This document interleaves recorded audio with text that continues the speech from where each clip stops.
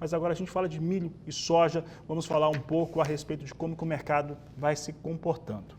Para falar a respeito deste tema, nós vamos conversar agora ao vivo com o analista de mercados, Pedro Vasconcelos, que participa conosco desta edição do Agricultura BR aqui no canal do Boi. Pedro, obrigado pela participação mais uma vez. Como que esse cenário, esse fator, né? A gente está vendo o avanço da soja, do milho sendo semeado nos Estados Unidos, mais rápido essa lavoura, quando comparada à média dos últimos 5 anos, também ao último ano, mas o fator Estados Unidos e China, algumas declarações da China também ficaram polêmicas nesta semana, no qual a China falou que o grão dos Estados Unidos é dispensável ou substituível, né? Então isso tudo tem pesado, de certo modo, no mercado. O quanto disso tem impactado o setor e como reflete aqui no Brasil? Boa tarde, seja bem-vindo.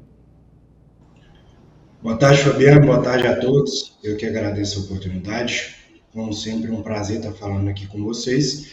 E muito bem pontuado. A gente vê Chicago operando aí em cima do desenvolvimento, acima da média do início do plantio da safra norte-americana. A gente vê aí no plantio do milho, a gente está em cerca de 24% já de toda a área dos Estados Unidos semeada. Isso é a média dos últimos anos, é cerca de 22%. Já na soja, cerca de 18%, 6% acima da média dos últimos anos. Isso tem pressionado Chicago e tem impactado nos preços de soja aqui no Brasil.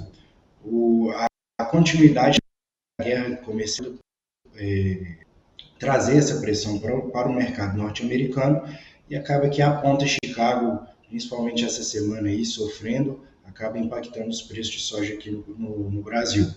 Além disso, a gente vê o mês de abril como um mês muito importante para as vendas, onde historicamente a gente tem um avanço nas vendas por parte dos nossos produtores, muito pensando em antecipar o dia de hoje, o famoso 30/4, né?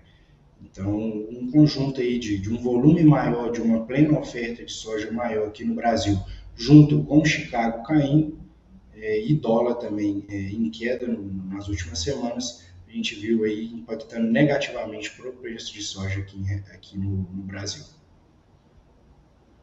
Falando de Brasil, né, os valores recuaram, a gente viu preços muito mais expressivos há pouquíssimo tempo, né, mas o mês de abril que vai encerrando hoje, ele é marcado por uma série de fatores, de um dólar que chegou a 6,20, 6,23, depois ele recuando a 5,63, então tudo isso aconteceu no mesmo mês, disparada de prêmio nos portos, soja em Chicago chegou a ser negociada abaixo de 10 dólares o bushel, então tudo aconteceu em abril, depois daquele dia 2, o chamado dia da libertação pelo presidente norte-americano.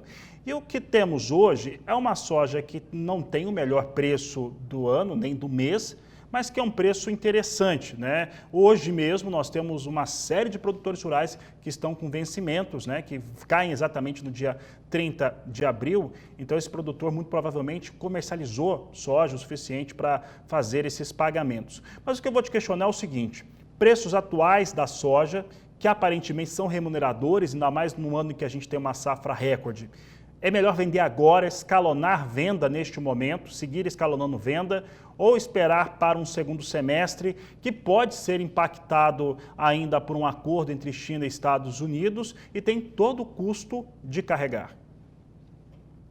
Fabiano, hoje a gente enxerga um cenário mais positivo para a soja no segundo semestre.